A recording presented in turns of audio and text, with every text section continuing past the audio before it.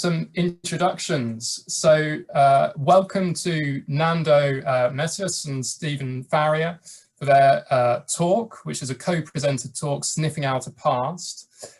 Nando works as a practitioner and as a researcher too. Their work straddles performance art, dance, music videos with the likes of the Pixies and Paloma Faith, and theatre, all of which combine aesthetically rich imagery and an uncompromising critique of gender, visibility and violence. Nando is also a movement director for, is it Theo or Theo? Theo Adams' company, and a researcher of queer theory and performance, and publications include Sissy That Walk, The Sissy's Progress in Ali Campbell's and Steve Farrier's Queer Dramaturgies with Paul Grave Macmillan, and BB as a Sissy, Drag, Death by Silence, and The Journey to Self-Determination from Brazil to Britain in Mark Edward and Steve Farrier's Drag Histories, Herstories, and Hairstories. And that's published with Bloomsbury and came out in 2021, so a very recent publication. And also a connection is brewing here between Nando and Steve. So Steve Farrier is a reader in theatre and performance at the Royal Central School of Speech and Drama. And Stephen's work focuses on queer performance and its histories and community performance practices related to gender and sexuality. And in addition to the latter of the co-edited books just mentioned, which is a two-part series looking at drag in a changing scene, Steve has published widely on drag kings, AIDS and viral dramaturgy, queer temporalities, and gay intergenerational performance. So I'm going to switch my camera off now and over to you, Nando and Stephen. Thank you.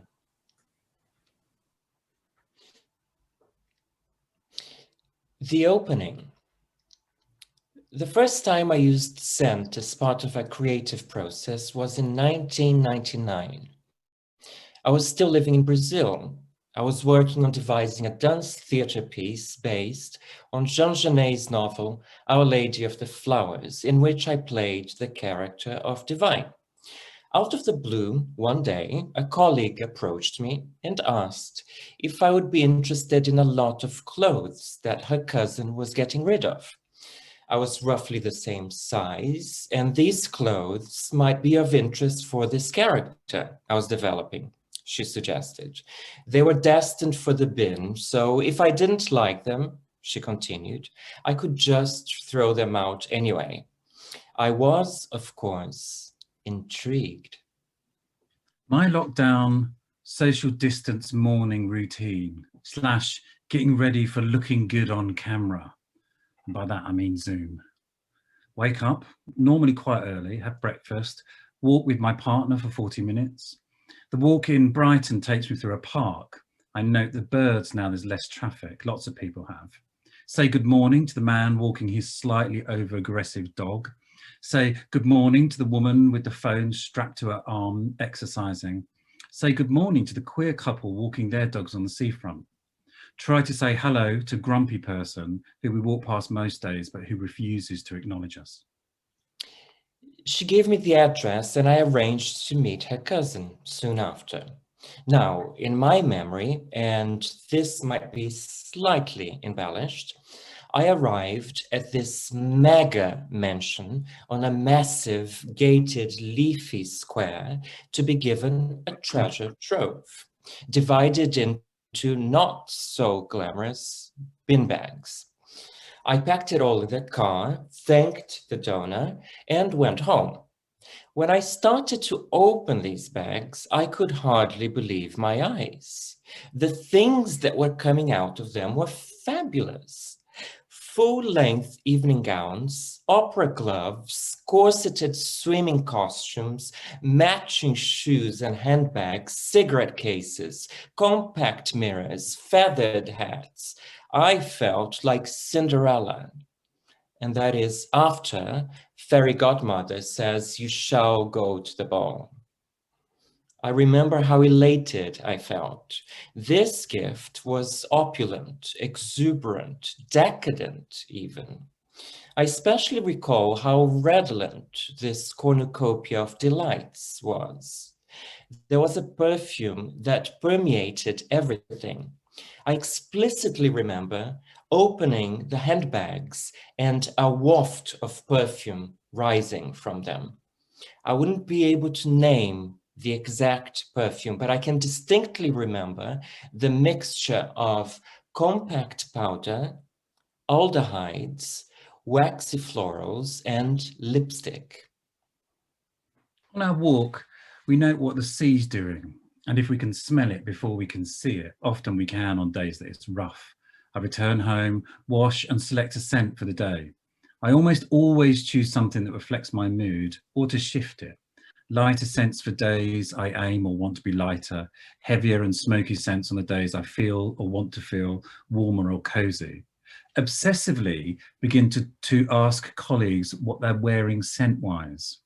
Luckily, this doesn't make me appear creepy, as that question can be creepy. And we're wondering, actually, aren't we, Nando, if people who are out there, we can't see you, if you could stick in the chat, if you're wearing a perfume or you put one on this morning, what are you wearing? We're interested to know what you smell like. In the current lockdown, I begin putting on something else in the late afternoon. After exercise and a long shower, put something on maybe a couple of hours before bed. Scent, for now, is structure, while somehow also containing some esoteric meaning. I picked out about 5 outfits to dress divine, and I also picked out a scent. This was the first time I created an olfactory image for a character. It was also the first time I wore a scent marketed as feminine. I felt liberated just the same way as I did when I first wore a dress or a pair of high-heel shoes. Picking a scent is now an integral part of my creative process, and I always wear violet-scented face powder. Head note number 1, our first decant. What we want to do in this paper is find ways to talk about histories of queer performance using scent as a framework to guide our noses through one selective journey. We connect this journey to decadence in part because scent emphasizes quite explicitly that it's experienced in and through the body. And we're taken by the idea that scent is often regarded as over-refined, obviously constructed, frivolous, and historically indicative of degeneracy. Rather like Marie Antoinette. What did she wear? Well, since you ask, she wore an exclusive signature blend created by the royal perfumer. She was known as the flaunting queen, so her scent, of course, had to do justice to her extravagant reputation. It included notes of, let's see if I can do this in one breath, rose, jasmine, tuberose, bergamot, cardamom, incense, cinnamon, sandalwood, patchouli, tonka bean, musk, and amber. Phew. It is said that it would be unbearable to the modern nose, but never mind what scent she wore. Even the sheep in her folly Swiss village were perfumed. In an article for the New York Review, Hilary Mantel writes, quote, Antoinette had her own house, the Petit Trianon, a neoclassical chateau made over to reflect her exquisite taste. It was a stylistic break with the old-style opulence of Versailles, but the new style could not be mistaken for simplicity. The queen did not break the codes of artificiality, but substituted a new code which looked different, but was no more easy to achieve for outsiders. Antoinette was not a great reader and had probably never read Rousseau, but she had picked up the idea that what was natural was good and had to be imitated, at great expense if necessary.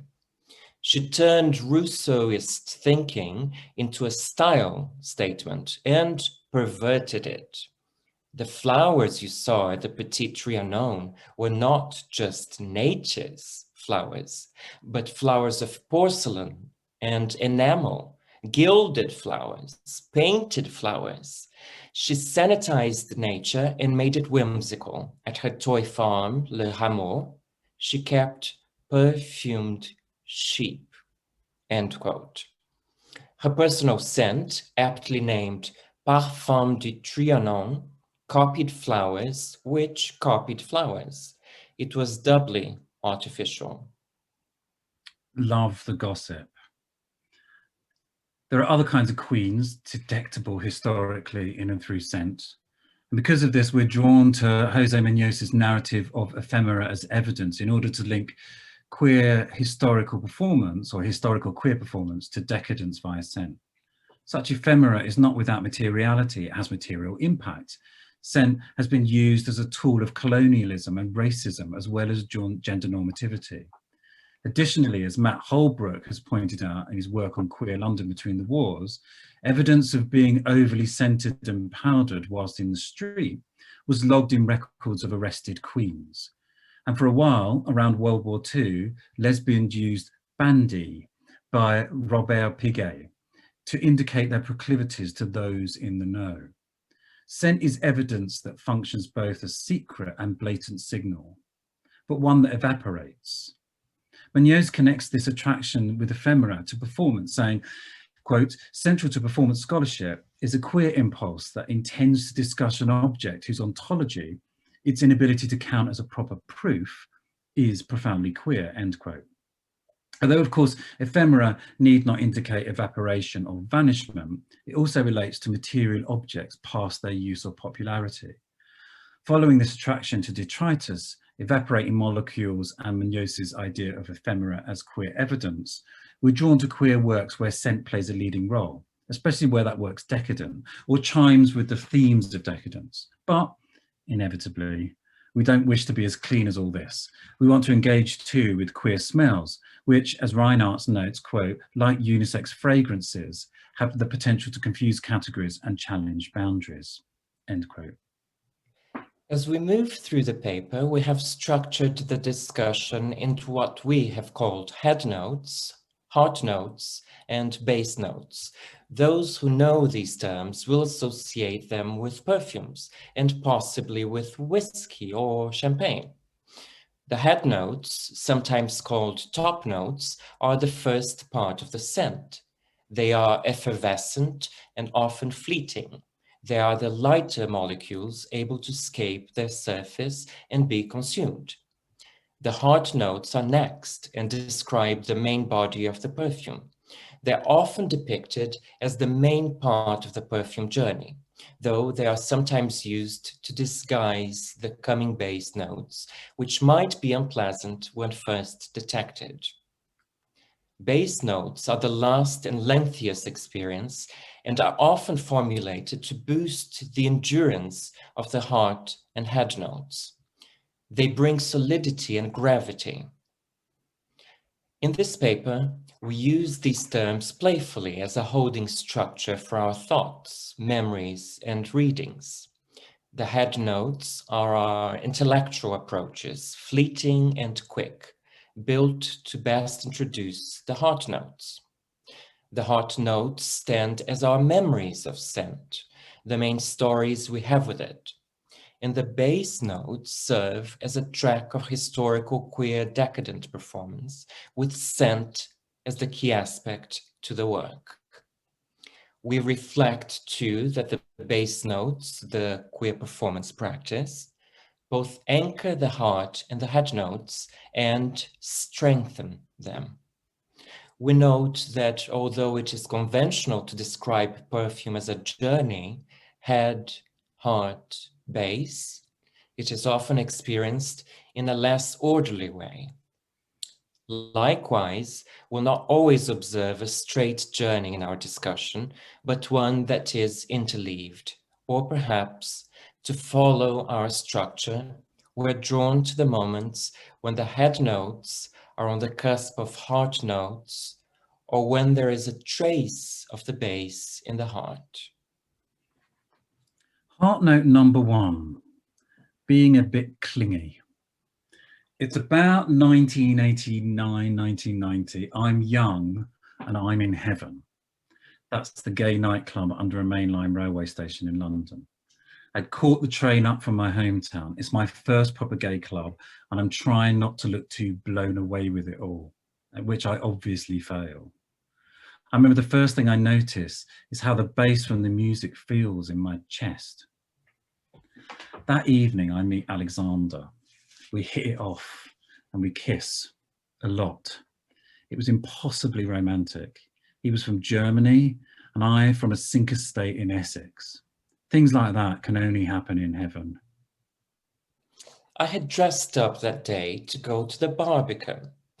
I remember I was wearing a satin bomber jacket embroidered with flowers. I put on some perfume too. It was spring 2011, and the performance I went to see was On the Concept of Face Regarding the Son of God by Società Raffaello Sanzio. That night's imprinted on my memory, and I return to it often, less for tender reasons, though at the time I was so smitten that I couldn't function properly, barely I could breathe, but because the scent Alexander wore that night is still available, and occasionally I smell it in the air. And for a moment, I'm back in my shitty estate, in the bedroom, waiting for a letter to drop through the letterbox, postmarked Germany.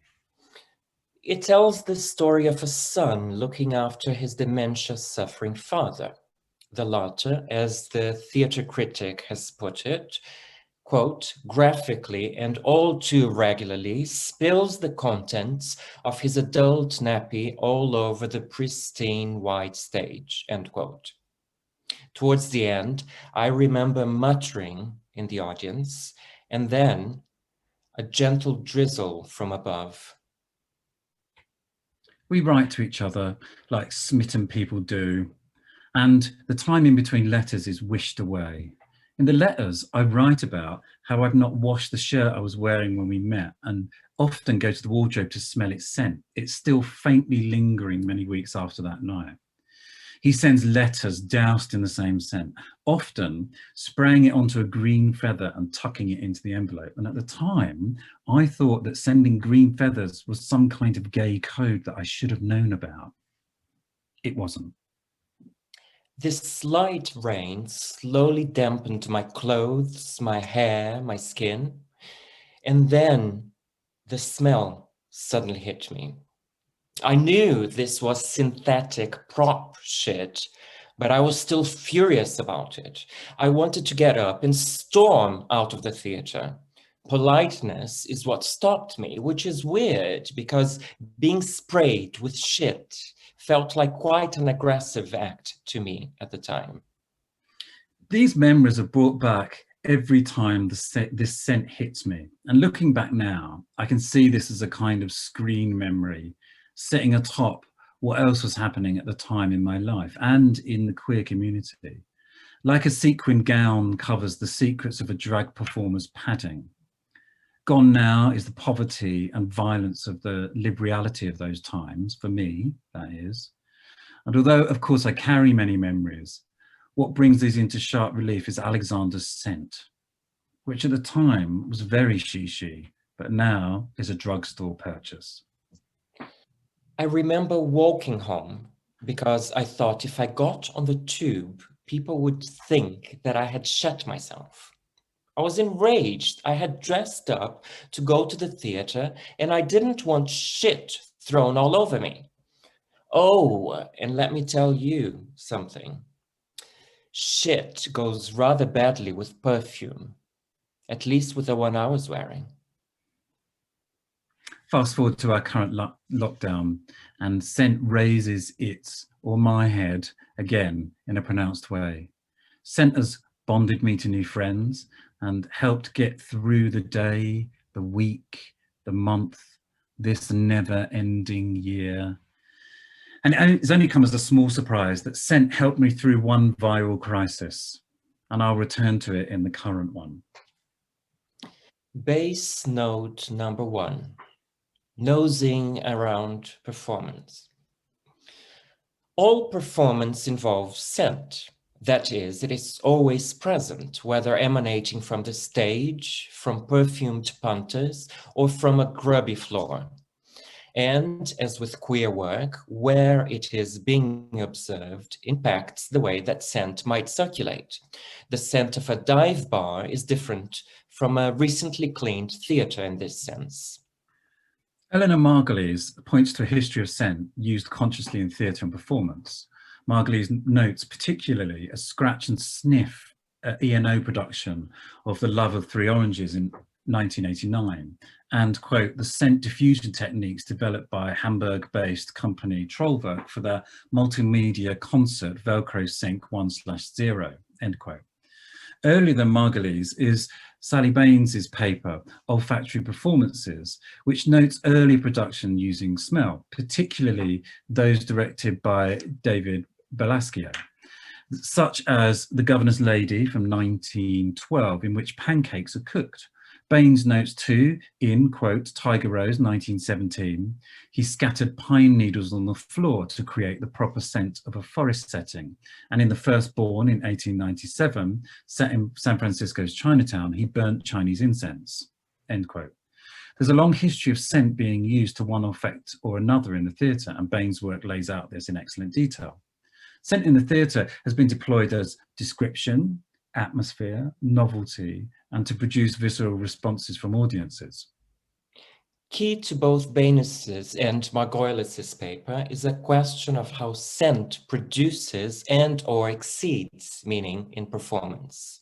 Both authors connect their ideas to a semiotic reading of scent, carefully articulating its indexical qualities. But as Margulies notes, of course, scent can gesture towards singularity while also meaning many things at once. Quote, thus, drawing on cultural associations as well as material qualities, the scent of roses might mean romance, warm, soft, luxurious, Englishness, rambling cottage gardens, or exoticism, heady, spicy, a flavoring in Turkish delight. If sandalwood incense is burned, the desired features might include associations with India and spirituality, or its dark, soft, and heavy qualities, rather than the light, hard, or fresh qualities of pine disinfectant. The relation between these qualities and the image represented is learned rather than automatic, open to dispute but not entirely arbitrary. However, caution is required. Material qualities and meanings can be attributed to substances according to their cultural associations in the absence of any relevant intrinsic qualities, end quote. There's a foreshadowing here of some of our current concerns around cultural associations and how those associations are employed to support a status quo. We've noted here the way that scent, for instance, was put to work to support racism and colonialism. What we can see is that in its use, scent in the theatre is excessive in a special way, in that it's invasive, flows over, evades or exceeds singular meaning.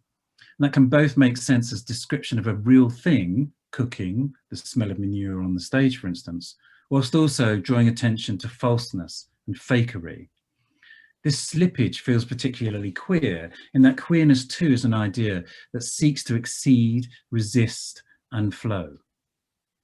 Although not in a queer frame, the work of Henrique Vargas is interesting.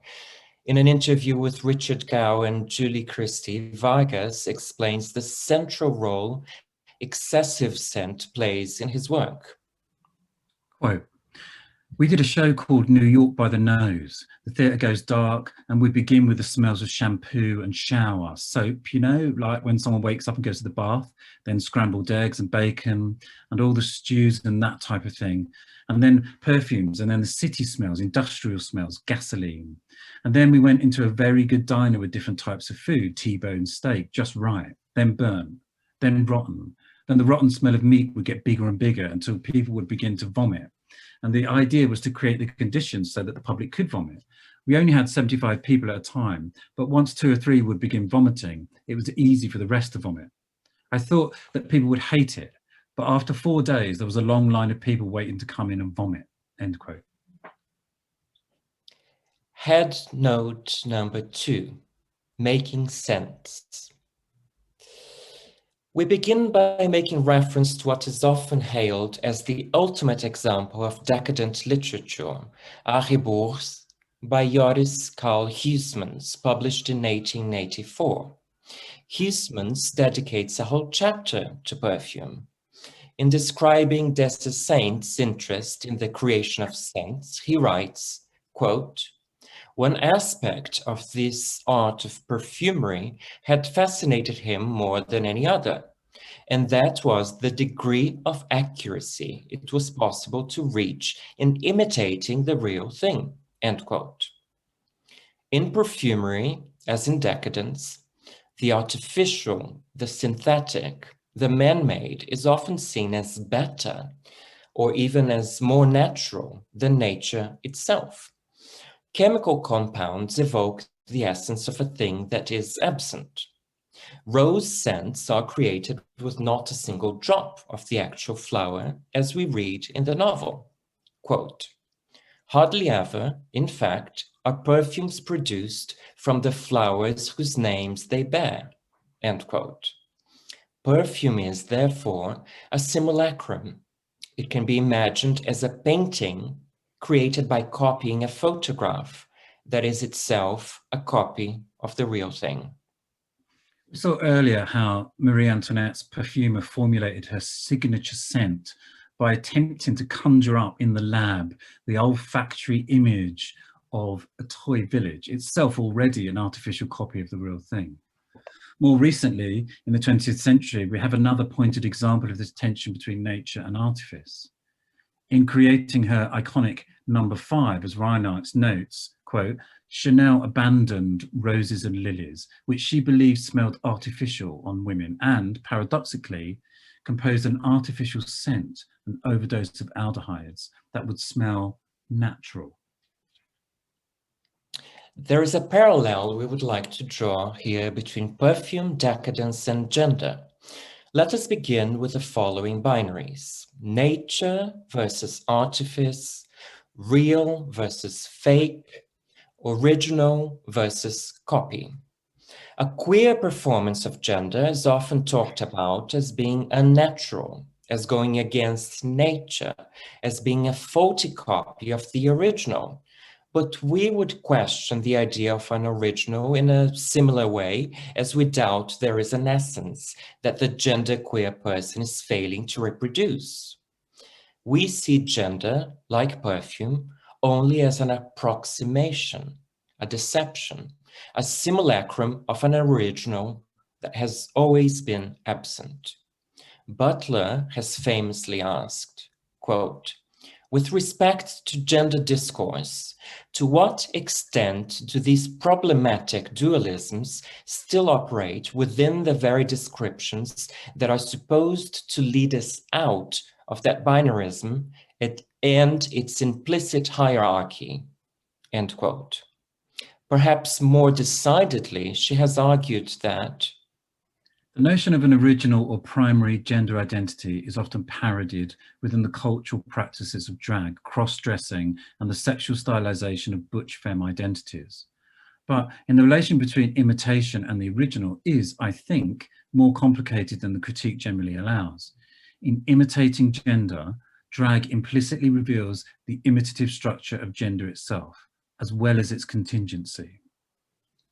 She goes on, quote, "As imitations which effectively displace the meaning of the original, they imitate the myth of originality itself," end quote.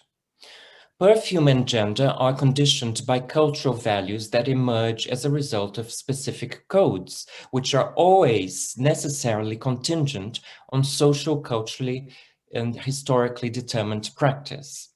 That is to say that their meanings are perpetually in flux, constantly shifting and evolving. Or, to quote Reinhardt's, quote, "Whether or not one can speak of queer smells, the study of smell is highly reminiscent of recent work of gender. Like gender categories, scents are inherently unstable and continually in a state of flux and transition, end quote. The point can be made more effectively, perhaps, if we look at one specific example, continuing with a quote from Reinhardt's. They say, one perfume that was rapidly gaining popularity during the 18th century and was originally employed as a medical remedy to treat constipation, fever, and most famously plague was eau de cologne. Thought to have travelled from Italy to France in 1500 with Catherine de' Medici, Henry II's 14-year-old bride, the fragrance was initially known as eau de la reine, or translated into English, the Queen's water, end quote. The recipe for eau de la reine subsequently travelled with the Italian perfumer who named it acqua di Cologne, or eau de Cologne. In the process, it had been transformed from a medicine to a fragrance and from a female scent into a male one. That's quoting Reinhardt. Heart note number 2, the Queen's water. In the summer of 2019, I went on a research trip to New York, and there I visited Quentin Crisp's archive. This was a very special occasion, let me tell you, and I was allowed to try things on. His iconic pink fedora, his silk scarves, his rings, his brooches. In trying his jacket, I felt I was being embraced. I put on his lipstick, or what last dregs remain of it, and later I kissed my research diary to keep it there, to save it. And then when I mentioned perfume and my fascination with it, I was invited to dab a drop or two of a tiny bottle of pure parfum concentration of what was Crisp's signature scent, a classic eau de cologne.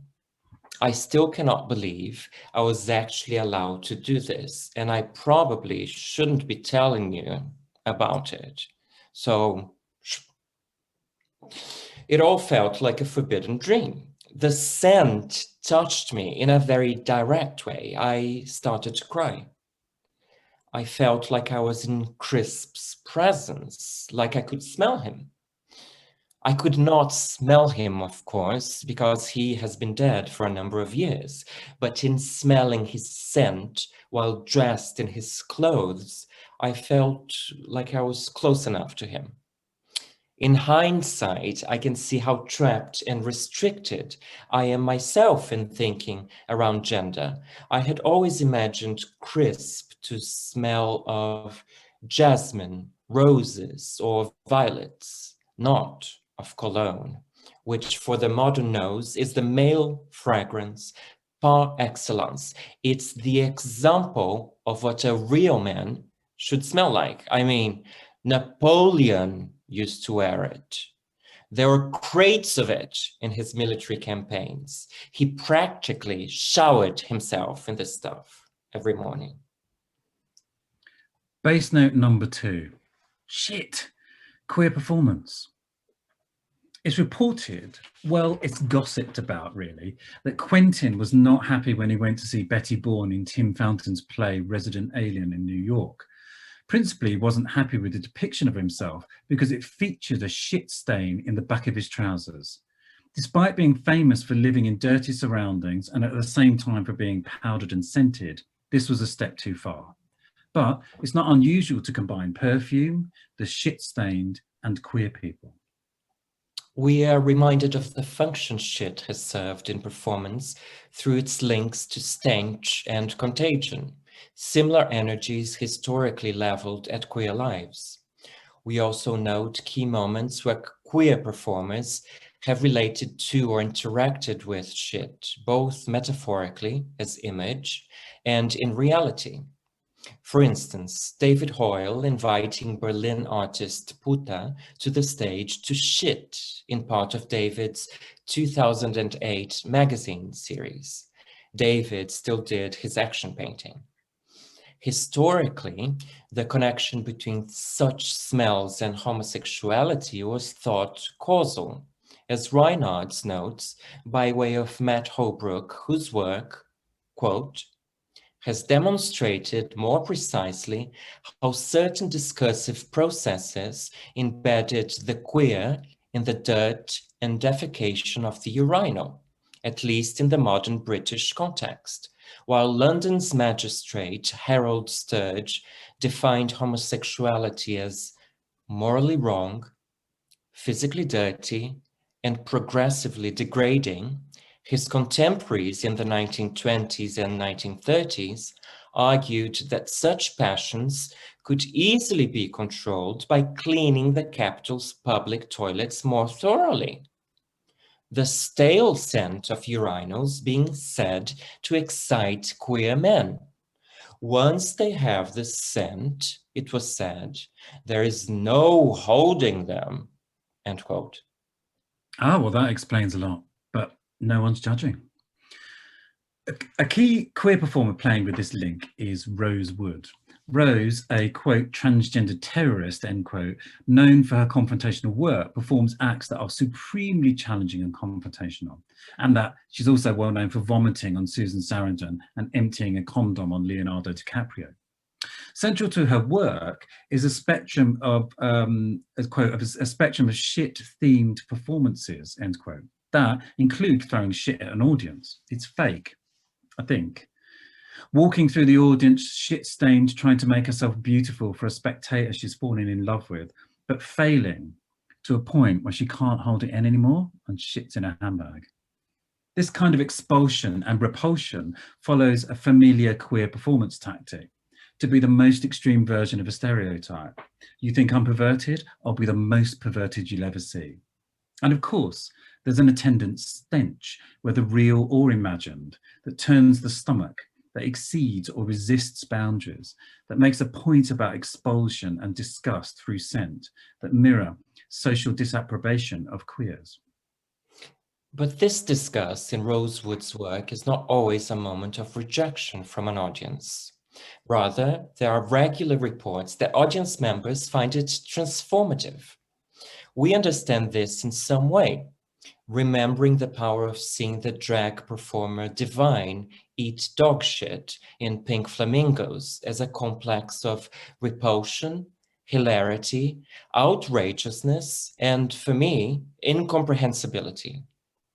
Divine's shit-eating was transgression embodied, was resistance to normativity, was fabulously offensive, even if we couldn't smell it through the screen. We note with glee that Rose Wood sounds like rosewood, a perfume ingredient, popularly mixed with oud by Christian Dior, or Christina Dior, as I've accidentally typed here, but we'll stay with Christina Dior. Oud is an ingredient itself, can give off a fecal scent. Barnyard is how reviewers politely refer to it. Yet, when mixed with other ingredients, famously rose and oud combinations, they deepen the scent. And for me, the base note of oud does something to the rose, transforms it also into something intriguing, attractive, and transformative. Like Rose Wood, the performer, some run towards and some are repelled. Head note number 3, for those feeling sick. The idea of noxious smells leads neatly into contagion. The history of epidemiology is littered with tales of health hazards associated with unpleasant odors. Many of these have been discredited, but associations between contaminated air and transmission linger. I was once deterred by the council from peeing on stage because of health and safety reasons. I was told that the smell might contaminate the audience. To be clear, I was not planning on peeing on the audience. Contaminate them with what? I asked. The argument was useless, and I eventually had to capitulate to their decree. The council here is following historical precedent or an energy. We're all familiar with the nursery rhyme, ring a roses, a pocket full of posies, a tissue, we all fall down, which some claims about the Great Plague. The roses are the red blotches on the skin, a tissue refers to the sneezing fit. We're all falling down to dying. The posies are what interests us. Here they are, the sweet smelling flowers people carry to try and ward off the plague. Posies, pomanders, and my favourite, nosegays. I'm quite hoping that at some point we'll be those gays who talk about the nosegays. Something appealing to the nose. Were carried around and worn around the neck because it was generally believed that the disease could be transmitted through breathing contaminated air. As Clarkson notes, quote, doctors wore nose bag filled with herbs and spices over their noses when visiting patients. She goes on to say, quote, special care was taken when entering a sick room.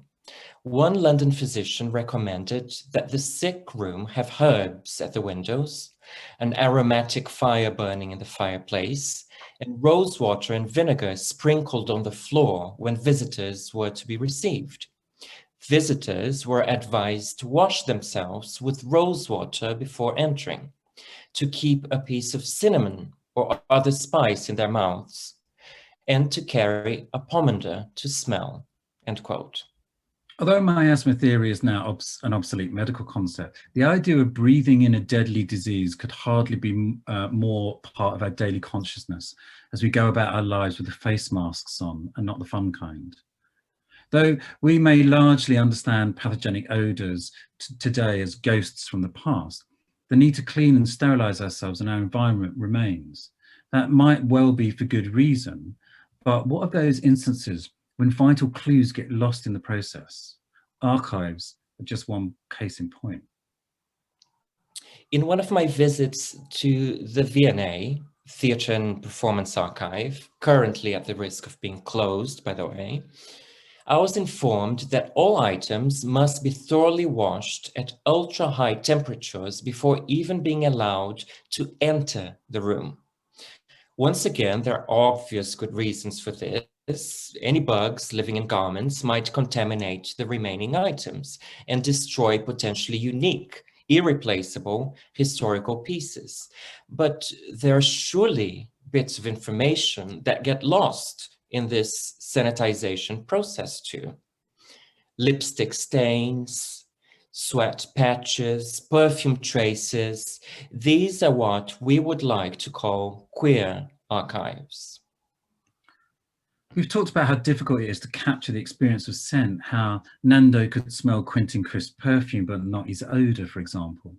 Odours cannot be recorded, says Clarkson, quote, there's no effective way of either capturing scents or storing them over time. In the realm of olfaction, we must make do with descriptions and recollections, end quote. Scent, therefore, is akin to queerness in that both are protean, hard to capture and ephemeral, and in that latter sense, they both relate to performance.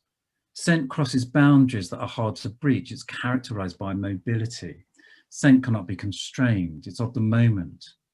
These characteristics, it can't be seen, it can't be stopped, it can't be constrained, may incite fear. And so scents are deleted before they enter the archive, suffering an early death. We return to Munoz again here when he notes, quote, queer is often transmitted covertly. This has everything to do with the fact that leaving too much of a trace has often meant that the queer subject has left herself open for attack. Instead of being clearly available as visible evidence, queerness has instead existed as innuendo, gossip, fleeting moment, and performances that are meant to be interacted with by those within its epistemological sphere, while evaporating at the touch of those who would eliminate queer possibility, end quote. The covert transmissibility of queerness, the trace it leaves behind, and the fact it evaporates to the touch are all ontological properties it shares with a sense of smell.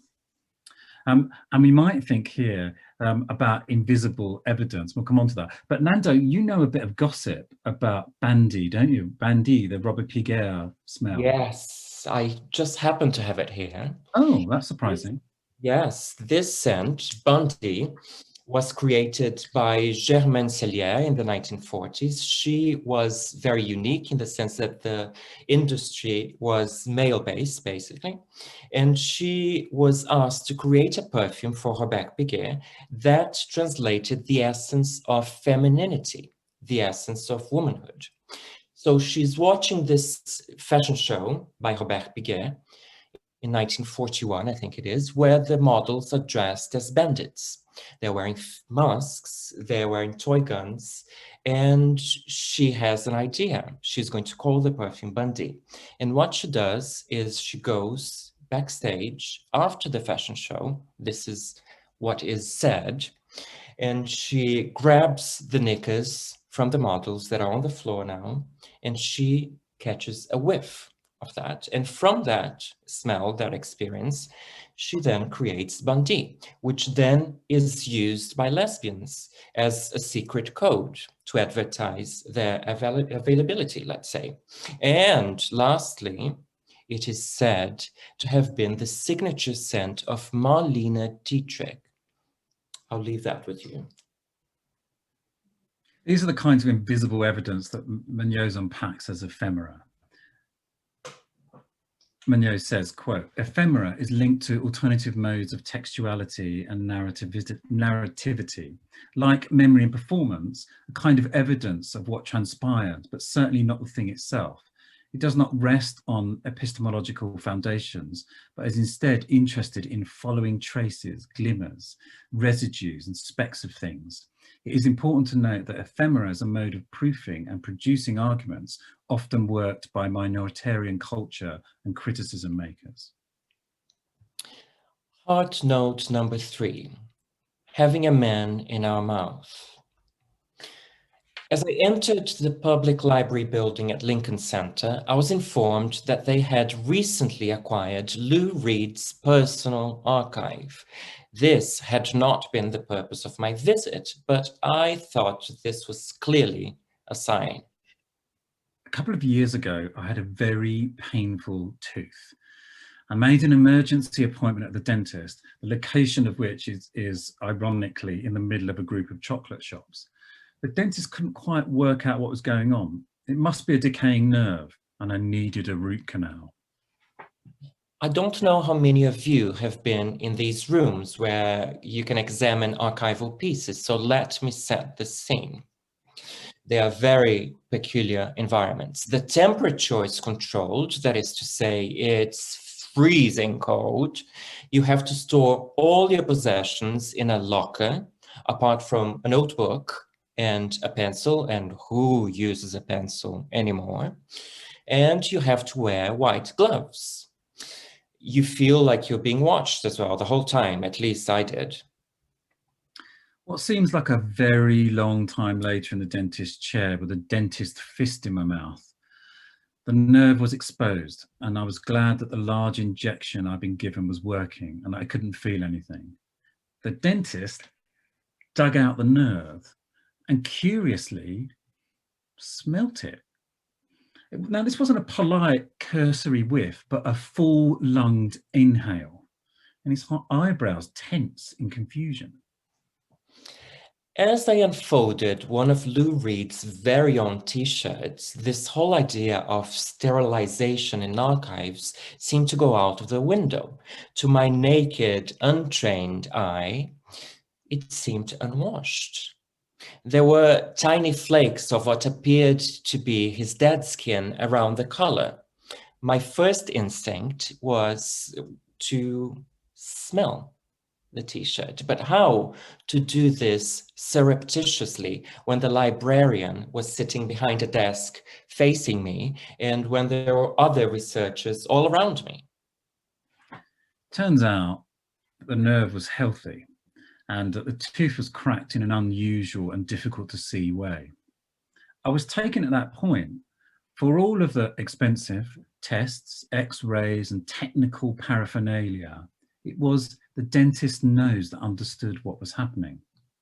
I'm still not sure how I feel about having a part of me removed and smelt in front of me, but there's still a part of me also that wished I'd asked to sniff it too.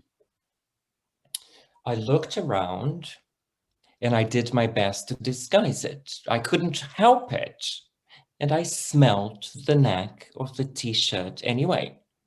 I couldn't detect any scent. It most probably would have been sterilized, as one would expect.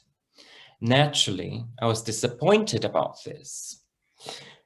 But when I started to remove my white gloves, I noticed that one of the flakes from the t-shirt had transferred onto my gloved finger. At this point, I unceremoniously licked it, just the way a medieval pilgrim might lick a relic. And I swallowed it. And that's how I got Lou Reed inside me. What I'm saying here is that you can't archive the ephemerality of a scent. The sterility of the archive engenders a premature evanescence of queer clues, which are then lost forever, unless you swallow them. Base note number 3, you had to be there to breathe it. Smell like hearing, this is a quote, sorry, smell like hearing is a channel of vulnerability whereby one often experiences something involuntarily. That's Reinhardt's.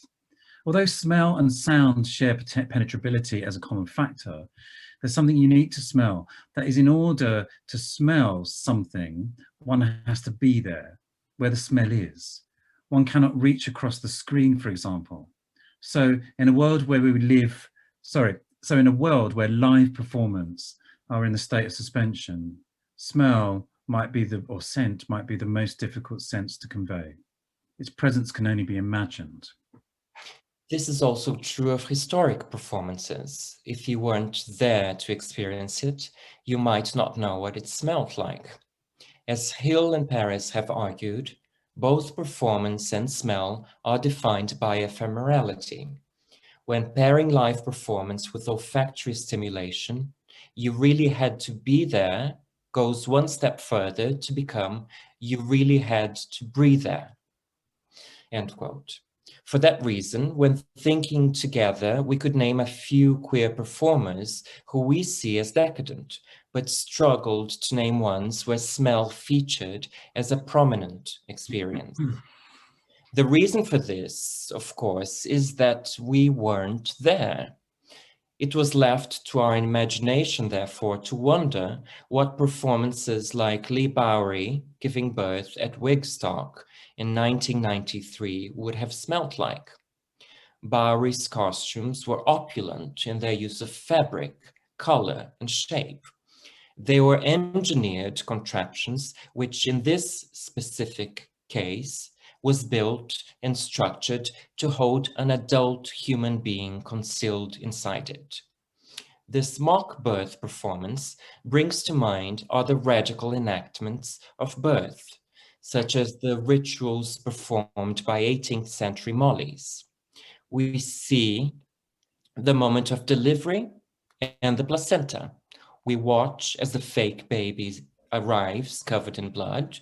We witness Bowery biting off the umbilical cord, and we wonder if the artist matched the verisimilitude of the visuals with olfactory realness in the excess of this performance.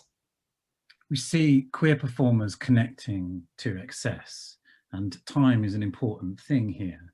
For instance, Taylor Mack's 24-decade history of popular music that runs for 24 hours is an excessive expectation of an audience and their resource.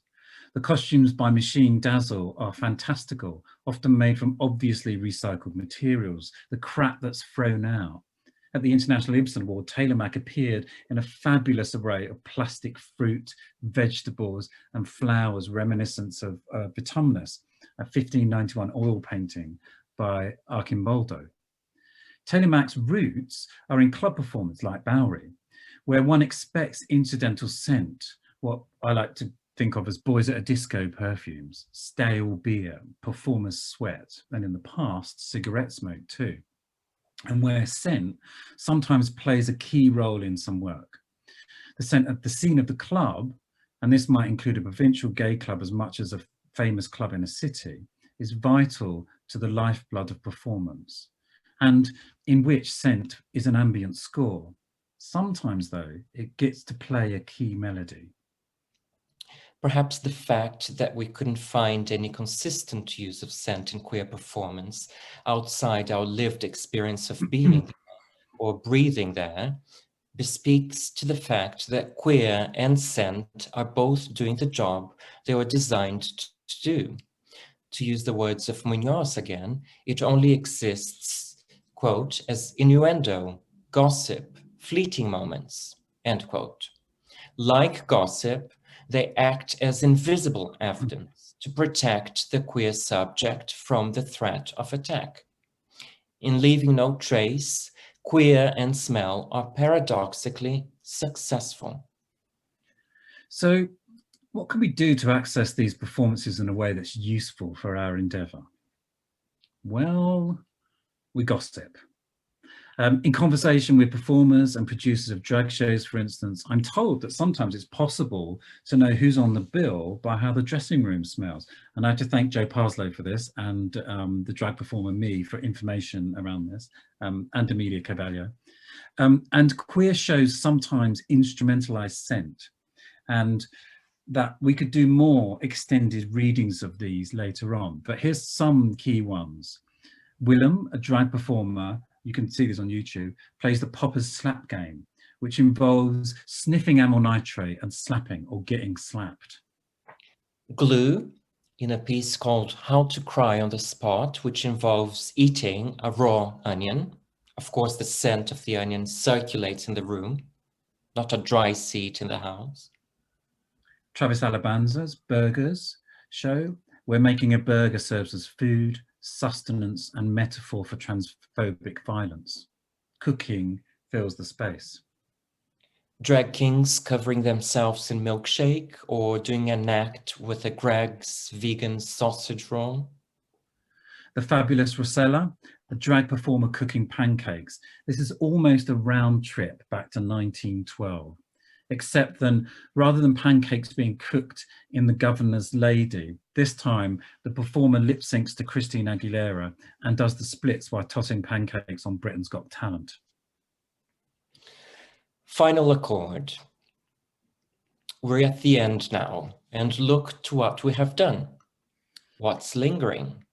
How grand is our sillage? We end with as many questions as we started. We've started to nose around queer performance using scent and gossip as our guide. It's kind of like being 22 again. And like being 22, we miss loads of things. We've used scent and its connections to memories to structure too. And at this stage, we come to ask a question. If queer performance could catch a whiff of itself, what would it smell? Stale beer on a pub's threadbare carpet? Quentin Crisp's eau de cologne? Excrement and urine, which we now know drives queers mad with desire? Marie Antoinette with a sprinkle of Lou Reed? Because we hope to have tuned in your nose, before we open to questions, for you to do a bit more in the chat, and I've been loving some of the stuff that's in the chat already. We'd like to see in the chat what scents you've missed during this lockdown. So just put in what smells or scents you're missing. And to do this, as you do this, we'll speak our own. This is what we miss. The London Underground. The smell of a stage after a show. Chemical fumes of nail bars. A pub filled with those wearing boys at a disco scent. Incense and churches. Stale beer in grubby pubs. Wine spilled on the same carpet. The smell of colleagues. Hair dryers in hair salons. And the final one, the smell of perfumeries in department stores. Thanks. Thank you.